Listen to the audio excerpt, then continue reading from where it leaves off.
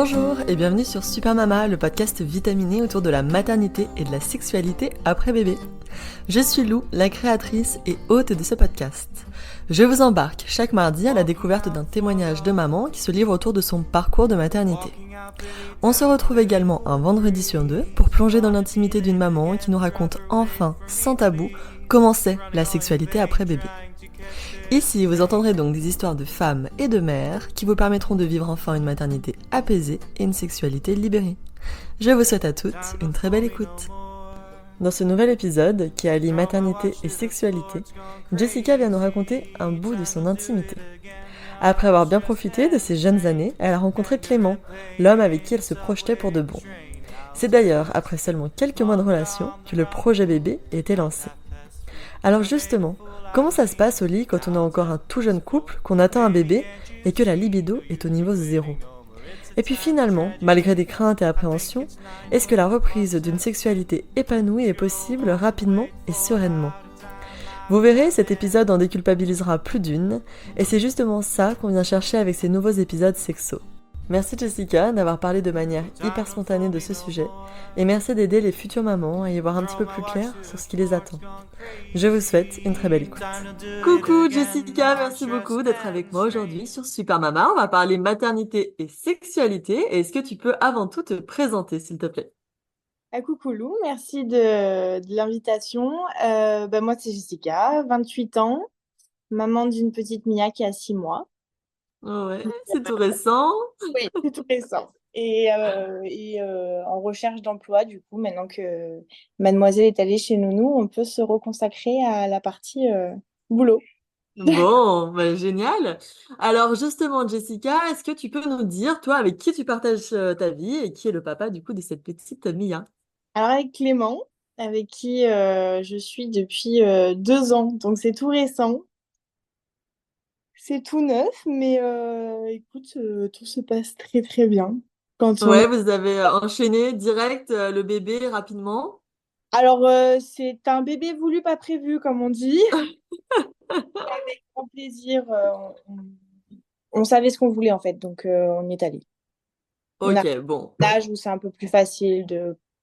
Voilà. Ouais, ouais, ouais. Et comment vous êtes rencontrés avec Clément du coup il y a 2 ans? Sur les réseaux, hein. C'est lui qui Ouais, me cherchait sur les réseaux. À vrai dire, on se connaît depuis 10 ans. Moi, je me souviens pas de lui. Lui, oui. d'accord. Donc, après, en fait, c'est une conversation qui est vraiment partie sur un quiproquo parce que je l'ai pris pour son frère que je connais très très bien. Ah, Sans ça, je ne pense que je ne lui aurais jamais répondu à son message. Donc, comme quoi? bien fait. Et on a commencé à se parler 2 semaines après, on a commencé la relation en fait. Donc relation Ouais, d'abord à distance et en fait j'ai vite tout quitté. Moi, je crois qu'à 3 mois de relation, je posais mon préavis pour déménager. J'ai tout quitté pour. Après, j'ai pas tout quitté parce que je suis revenue là où j'habitais avant. Donc beaucoup d'accord. plus facile à faire, mais c'est vrai que ça fait toujours un peu peur de faire les choses d'un coup et rapidement. Et en fin de compte, en même temps, ça faisait pas peur. Il n'y a pas de question qui s'est posée. Ça s'est fait tellement naturellement que voilà. Donc, janvier, on habitait ensemble et juin, j'étais enceinte. Eh ben écoute, au moins c'est une histoire rapide. Très rapide. Quand c'est la bonne personne, on perd pas de temps. C'est clair. Ok. Et alors, avant de rencontrer Clément, j'imagine que tu avais déjà un peu une vie amoureuse, une vie sexuelle. Est-ce que tu as eu des relations longues, des relations sérieuses, ou plutôt des petites histoires par-ci par-là? Comment s'est passé tes années précédentes? Que se sont passées tes années précédentes? Ah bah, il y a eu les deux, les relations sérieuses et les relations par-ci, par-là. Euh, Ouais. il y a eu des relations longues de 2 ans, 2 ans, 3 ans en moyenne. Et il y a eu beaucoup d'histoires sans lendemain aussi. Entre Ouais, t'as profité. Oui, oui, j'ai profité. Après, j'ai pas eu une vie simple, donc je me suis beaucoup aussi réfugiée dans tout ce qui était alcool et tout. Et c'est vrai que j'ai beaucoup papillonné pendant ces années-là. Après, c'était comme on dit la jeunesse, j'avais 20 ans, j'avais mon petit appartement, mon indépendance. Alors, c'est vrai qu'on a tendance à un petit peu plus faire les choses. Il n'y a pas de parents derrière pour nous dire c'est qui que tu ramènes à la maison. Là, voilà. Donc, non, j'ai eu les deux. Ouais, une jeunesse libre et assumée, quoi. Complètement. Génial. Bon, et alors quand tu as rencontré du coup Clément, comment bah, s'est passée votre vie intime? Est-ce que ça a tout de suite matché? Est-ce qu'il y a eu des petits ajustements à faire en termes de sexualité? Raconte-nous un petit peu. Le gros ajustement à faire était la contraception.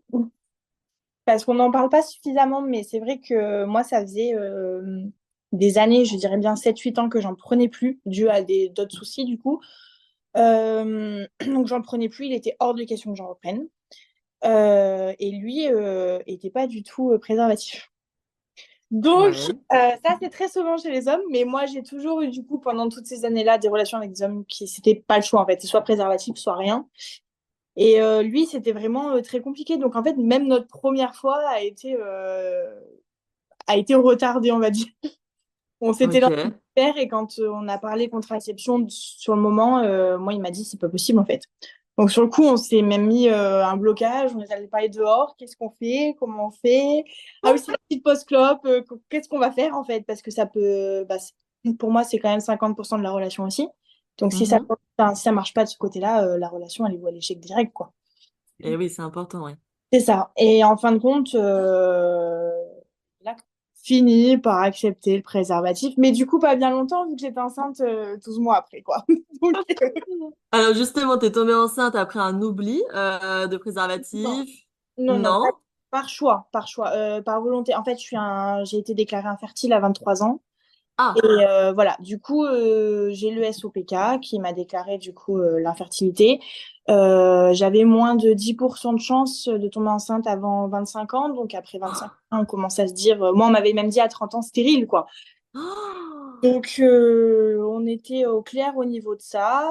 Enfin, j'en avais parlé. Je lui dis, moi, c'est pour ça que je ne veux pas reprendre de contraception. Parce que bah, Hmm. s'il y a un accident qui arrive, moi, je veux volontiers l'accident. Avec plaisir, hein. Voilà. Et en fin de compte, tout de suite, il m'a dit, écoute, moi, je sais où je veux aller, je sais ce que je veux avec toi.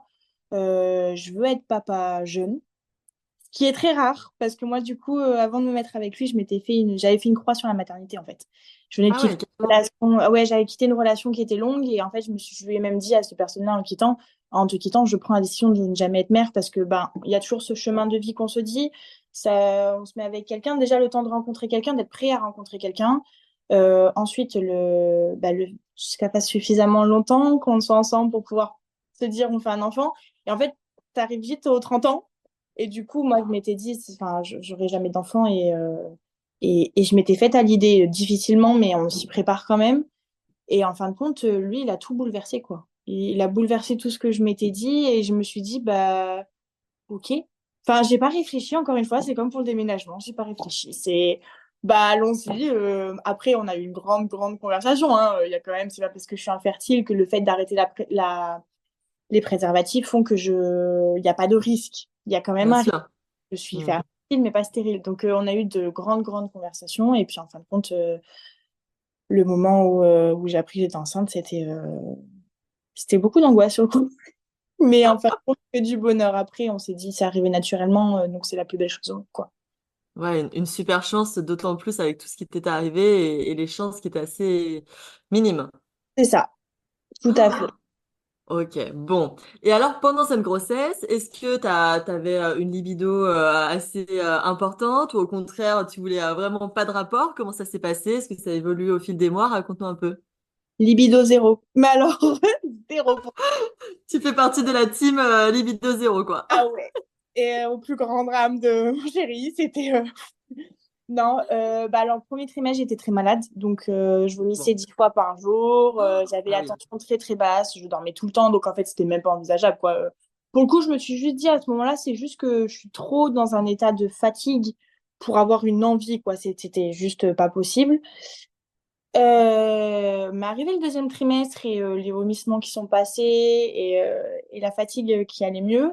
Là, c'était vraiment non, ne me touche pas quoi. C'était je supportais pas quoi même quand puis en plus j'ai un conjoint qui est un peu somnambule et il D'accord. a beaucoup d'envie la nuit donc j'ai beaucoup fini sur le canapé. Le pauvre il s'en rendait pas compte mais ça en devenait parfois vite trop enfin il forçait le truc. involontairement, il s'en souvient pas, hein, c'est pas de toute sa faute, mais du coup, moi, je pétais un câble en plus avec Tu m'étonnes. pas du tout avoir envie. Je finissais souvent sur le canapé, mode non, c'est bon, au moins, et là, il vient pas me chercher, il vient pas me réveiller. Et après, il y a eu quand même quelques rapports parce que je pense qu'il y a un moment donné aussi où pour le couple, pour que ça tienne quand même un minimum, je ne dirais pas que je me suis forcée, mais plutôt je me suis laissée tenter. Voilà. Ok. Hmm. On se laisse tenter par un petit plaisir pour monsieur, puis après finalement on se dit bon, pourquoi pas, l'envie est pas totalement là, mais je me sens pas obligée non plus. En fait, c'est l'envie de faire plaisir à l'autre qui prend le dessus. Sauf que bah du coup, autre souci, vu que l'envie était pas totalement, enfin la libido était pas là, j'étais aussi sèche qu'une rivière en plein été, quoi. Et Chose que ouais. je n'avais jamais rencontré comme problème. Donc on a essayé de jongler, on a appris à faire avec Le lubrifiant? le lubrifiant. Ouais, ok. Et les sensations, enfin, j'ai pas, la grossesse, c'était vraiment pas le kiff, quoi, par rapport à la période de sexualité. Puis du coup, beaucoup de questions qui se posent. Comment ça va être après? Bien sûr, c'est ça la grande question Et, aussi, ouais. et moi, j'avais très peur que ça ne revienne pas, en fait. Que j'ai toujours ces problèmes de sécheresse, entre guillemets, que mon envie ne revienne pas. Comment je vais gérer, comment on va gérer ça si ça ne revient pas. Enfin, c'était énormément de questions parce que, bah, comme j'ai dit au début, c'est quand même 50% d'une relation, pour moi en tout cas. Et si Mhm. au niveau du sexe, ça ne fonctionne pas, ça peut très vite faire des conflits dans le couple, là où il n'y en aurait pas en temps normal, quoi. Et oui, bien sûr. Et alors justement, est-ce que ça, tu t'en parlais de manière libre avec Clément? Est-ce que c'était plutôt tabou et que tu n'osais pas trop en discuter? Comment tu te positionnais? Non, non, alors on a une relation qui est vachement basée sur la communication. Grâce au fait qu'on ait commencé à distance, il fallait que la communication soit très très bien. Donc on parle beaucoup et on échangeait beaucoup. Alors lui, il était frustré, mais il comprenait que c'était en delà de mon dépend, quoi. C'est pas moi qui décidais de ça. Et ça n'a pas posé de problème dans le couple, en fait. Il n'y a pas eu de tension, il y a eu une grosse compréhension de sa part. Et, euh, et moi, beaucoup de culpabilité par contre. Ah J'étais, ouais. oui, j'ai énormément culpabilisé parce que je me disais le pauvre, quoi. C'est vraiment le pauvre. C'est con, je lui disais, moi, quand je partais aller voir mes copines, je lui disais, bah, profites-en, seule à la Fais-toi maison. plaisir. Et en fait, quand je rentrais, le premier truc, alors, t'en as profité. Et le pire, c'est qu'il me disait, non, j'ai dormi. Je lui dis, bah, viens pas me faire chier, du coup. Et ben voilà, tant pis Voilà. pour toi, t'as Voilà, raté je dis, l'occasion. viens pas te plaindre après. Voilà. Bon, après, en fait, on en a beaucoup rigolé. Il y a des soirs réunis, Hmm. moi, il me dit, j'ai mal. Mais, Ouais. mais en fait, on en a peut-être plus rigolé qu'autre chose. On a essayé de mettre ça autour de la dérision plutôt que de prendre le pas. On a essayé de se dire que c'est un problème de 9 mois et que ça va certainement passer. Bon, tant mieux. C'est bien déjà de l'avoir pris de ce côté-là, quoi. Oui, il va aller mieux. Valait mieux, en effet. Bon, et alors justement, tu avais peur pour l'après-accouchement. Est-ce que tu as eu un accouchement par voie basse, par césarienne? Déjà, comment s'est passé l'accouchement? Alors, j'ai un accouchement par voie basse. Ok. T'as L'accouchement en lui-même s'est très bien passé. Des eu déchirures. des déchirures? J'ai eu des déchirures et j'ai eu un œdème. Et je crois que c'est ça qui m'a Ah. le plus bloqué, cet œdème que j'ai attrapé. Mhm. Les déchirures, c'était des petites, ils appellent ça des petites griffures de chat, quoi. C'était rien de bien méchant, mais ça méritait des points quand même. Par contre, Ok. l'œdème était très douloureux et gênant. Ouais, ok. En fait, Il est resté combien de temps? je dirais bien 3 semaines. Ah oui. 3 semaines, à un mois, c'est encore bien sensible. Après, je pense que c'est allé mieux bah, avec la réacceptation du corps, de toute façon. Mais l'œdème était très gênant. J'ai passé 2 semaines avec des poches de glace tout le temps. C'était Ah. savoir, c'était douloureux. Enfin, c'est pas que c'était douloureux, c'était gênant en fait. J'avais l'impression d'avoir encore la tête de ma fille entre les jambes, quoi.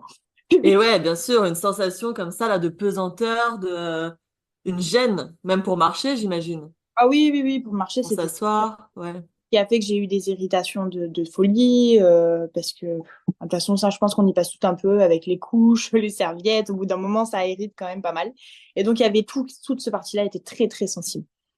Et oui, oui, oui, j'imagine. Alors, est-ce que, là, ta fille a 6 mois maintenant, est-ce que vous avez repris une activité sexuelle depuis? Oui. Oui. Au bout de combien de temps, Jessica? Et ben un mois. Ah Euh, ouais, hyper rapide. et ben en fait, ce qui s'est passé, c'est que 2 jours après avoir accouché, j'ai eu la montée de libido, quoi. Ah! Ah, c'est pas En fait, vrai. j'étais encore à la maternité, je sors de la douche et je regarde, je fais oh merde. Ah! Ça revient, quoi. J'ai dit c'est bon, c'est revenu, puis c'est revenu en force du coup, parce que j'ai l'impression que mon corps a eu envie de rattraper 9 mois. Sauf Ah que ouais, dis vraiment donc. consciente en fait que non, en fait j'avais l'envie, mais ne me touche pas. Enfin, c'était vraiment cette envie qui était très très forte et en même temps le cerveau qui disait tu ne peux pas, ne t'approche surtout pas de moi. Et puis Ben lui, dans oui. tous les cas, il avait pas du tout envie non plus quoi. Donc euh, donc oui, alors on a repris les rapports, disons pénétration à un mois. Ok. Et avant ça, pendant 2, 3 siestes de Mia, et quand je commençais à plus saigner, du coup, évidemment, il y a eu, du coup, on a commencé à faire les préliminaires Ah ouais, en tout doucement, en fait. C'était vraiment apprendre déjà à redécouvrir mon plaisir, mon désir, bien sûr. parce que je Mm. l'avais perdu, donc j'étais un peu perdue face à tout aussi, toute de montée d'hormones. Moi, j'ai pas eu la baisse d'hormones, j'ai eu la montée d'hormones, du coup. Et Ouais. c'était très. Et puis, je voulais pas qu'il me touche, en fait. Enfin, j'avais cette peur, cette appréhension. Et du coup, on a commencé par que je redécouvre ce plaisir, moi. Et oui, en solitaire. Enfin, toi pour Alors, en toi-même. solitaire avec lui, c'était vraiment. On a D'accord. partagé cette expérience-là. Génial. Voilà, c'est quelque chose qu'on avait déjà même pratiqué avant. Enfin, c'est des trucs qu'on a déjà eu fait. Mais là, c'était vraiment important que je me redécouvre d'abord moi, que je réapprenne moi avant d'accepter que lui y revienne. Ouais, ouais, ouais, intéressant. Et je conseille même ça parce que j'ai eu moins l'appréhension et la peur quand du coup lui aussi est allé. Parce que moi j'avais réappris et réaccepté aussi tout ce changement déjà du corps. Parce que Mm, notre corps bien sûr. bien, j'appelle ça une barbe à papa. Voilà. Après, j'avais pas pris beaucoup de poids, c'est de la chance que j'avais, mais il y a ce ventre qu'on a alors qu'il n'y a plus la petite vie dedans, donc c'est dur de l'accepter. Et Mm. il y a cet endroit où bébé est passé et pour moi, qui j'ai eu l'impression, en tout cas le premier mois, mais c'est normal, ça avait changé, quoi. C'était pas la Bien même voix, sûr. même. Puis il y avait l'œdème que j'appréhendais énormément. Et donc moi, en le faisant moi, c'était beaucoup plus facile et le plaisir est revenu beaucoup plus facilement du coup. C'est génial que tu aies pu le faire tout en étant accompagné de Clément, de partager ça en couple aussi. Je pense que c'est une bonne façon pour que chacun reprenne ses marques. Oui, et puis pour partager ça aussi. Après, c'était peut-être aussi dans le fait que ça faisait 9 mois qu'on n'avait pas fait grand-chose et que du coup, on avait envie de recommencer, mais y aller doucement quand même, en étant conscient que oui, mais non. Ben, Ouais, voilà. Et du coup, quand ok. on a repris le premier rapport, donc avec pénétration, et ben, ça s'est super bien passé. Alors si au début il y a la petite phrase de j'ai peur et lui qui me dit bah si ça fait mal tu me dis et voilà, enfin il y a vraiment en fait l'impression d'une première fois, mais c'est une C'est première tout à fois. fait ça, hein. Mm. Voilà, c'est exactement ça. Et du coup ça s'est très bien passé. Il a été doux, voilà, c'était très dans la douceur, dans le fait de se retrouver dans le plaisir charnel en fait. Ouais, c'est top. Et alors, en termes de sensations, est-ce que tu peux dire que c'était comme avant? Est-ce que malgré tout, ça avait changé? C'était peut-être moins serré qu'avant? Comment tu l'as ressenti, toi? Ah bah c'était plus serré qu'avant. Bah, parce que, Ah! alors je sais pas, même lui il m'a dit oh putain j'ai l'impression que il y a jamais personne qui est passé par là. Donc, Ah ouais, dis lui, il a donc! adoré. Et moi, c'est vrai que oui, beaucoup plus de sensations en fin de compte. Je ne saurais pas l'expliquer pourquoi. Je pense que c'était. Bah, je peux pas dire que ça fait parce que ça faisait tant de temps, parce qu'il y a quand même un bébé qui est passé entre. Donc, ça y joue. Je sais pas. Je sais pas pourquoi c'était aussi refermé, mais c'était bien fermé, quoi. Donc, Génial. donc les sensations étaient de toute façon multipliées par déjà le désir qui était très très fort, Hmm. sensation que j'avais vraiment complètement perdue. Donc, j'ai vraiment eu l'impression de faire ma première fois, en fait. C'était Même ma première fois, elle était pas aussi bien, du coup. Tu m'étonnes, mais c'est génial. Et alors, le lubrifiant, est-ce que vous avez eu l'occasion de le réutiliser ou là, pour le coup, non? Il est rangé dans le tiroir, il sort plus. Tout est revenu à la norme. Ah C'est... ouais, mais trop Ouais. bien. Et en fin de compte, là, je me suis dit, toutes les craintes et tout que j'ai eues, elles n'étaient pas forcément justifiées, mais quand on part dans l'inconnu et et effectivement, comme je sais que c'est pour ça aussi que tu fais ces podcasts, on n'a pas assez de témoignages sur tout ça et les C'est craintes vrai. du coup, sont vraiment très fortes et peuvent vite avoir des répercussions sur le couple, en fait. Ouais, ouais, ouais, carrément. Mais bon, pour toi, ça avait l'air de rouler, quoi. Nickel. Tout, franchement, rien à dire.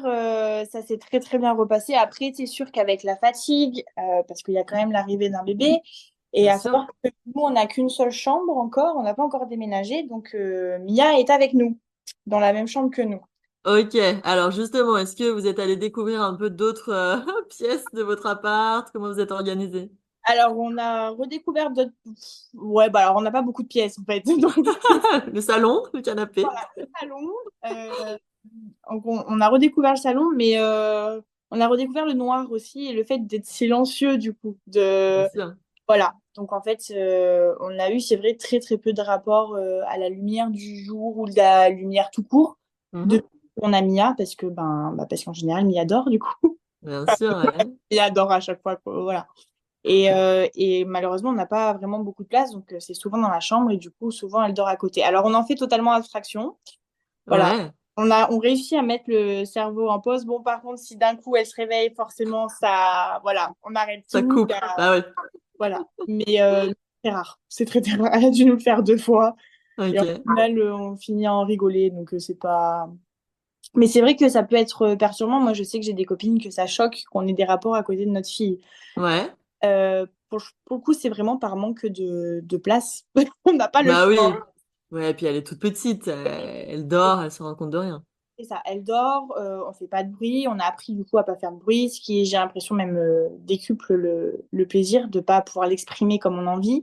Ouais. Et en fin de compte, on se découvre complètement autrement, on se découvre dans le noir aussi parce que c'est quelque chose qu'on n'a jamais fait dans le noir. Enfin, nous, on aime bien la lumière, donc là, c'est vrai que de pas se voir, de juste se toucher et tout, ça change les choses en fait. On a des rapports qui sont différents. C'est bien, ça permet de se découvrir autrement. C'est ça, c'est une nouvelle découverte, une nouvelle. Bon, oui, on apprend à se connaître différemment et finalement, c'est bien aussi. Mais ouais, c'est génial. Et t'arrives à switcher comme ça entre Jessica la maman et Jessica la femme? C'est encore dur parce qu'elle a que Mm. 6 mois, donc oui, c'est encore difficile. Ce côté-là de la femme, j'ai réussi à vite le retrouver parce que j'ai un compagnon qui est beaucoup dans la demande aussi, donc ça aide à couper le cerveau. Là, je suis plus une maman. Là, je suis une femme qui a envie de se faire plaisir, quoi. Pour le reste, Ah, c'est un peu compliqué. ok. Là, je l'ai, mais l'être une femme en dehors d'être une maman sur le reste de la journée, c'est encore très compliqué pour moi. Et oui, ça va venir là petit à petit au fur et à Voilà. mesure que Mia va grandir, quoi. C'est normal. Bon, et alors, qu'est-ce que tu pourrais dire, Jessica, à des mamans bah, qui sont enceintes en ce moment, qui nous écoutent et qui se posent bah, les mêmes questions que tu te posais toi enceinte? Comment ça sera après? Est-ce que ça va être horrible? Qu'est-ce que tu pourrais leur dire pour les rassurer? De pas avoir peur que la libido s'en aille, de pas culpabiliser que ce n'est pas grave, et que si ça revient pas tout de suite comme moi c'est revenu, ce n'est pas grave non plus. Ça revient dans tous les cas, et que si ça revient pas, c'est des communications. Enfin, c'est beaucoup parler et de pas s'inquiéter sur le après. Il faut y aller à son rythme, il faut y aller doucement. Si on n'est pas capable d'avoir de suite la pré-pénétration, il y a d'autres manières de se faire plaisir.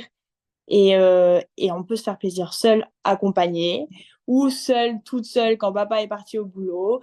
Tout est possible de redécouvrir tout ça et surtout y aller à son rythme en fait. De pas vouloir Ouais, et beaucoup communiquer dans le couple parce que les hommes ont pas le même cerveau que nous, donc ils ne pensent pas comme nous et ils ont parfois du mal à nous comprendre. Et nous, en tant que femmes, on pense que c'est logique, mais bien eux, sûr, qui vont deviner. deviner. Sauf que si on ne dit pas les termes, eux, ils devinent pas et ils peuvent pas comprendre. Donc, ouais, parler, y aller à son rythme et ne pas avoir peur de se retrouver d'abord avant de vouloir se retrouver à deux.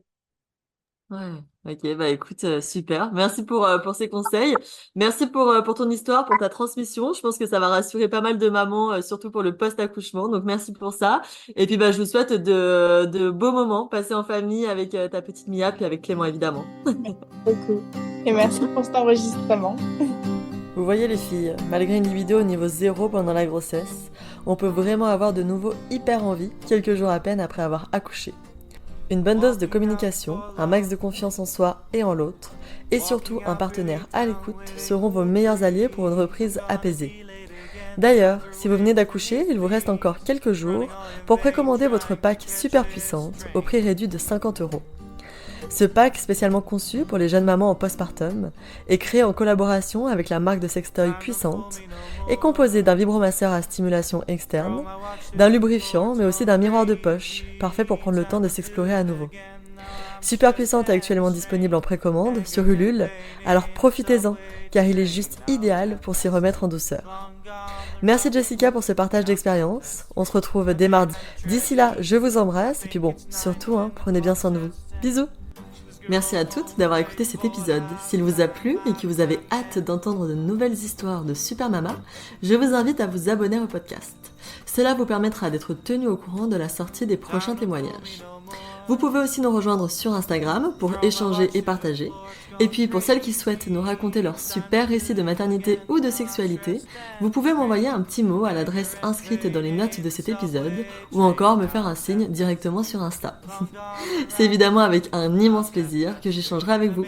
Je vous embrasse et je vous dis à très vite. Baby, can't you see? Waiting no more, it's a time of tragedy.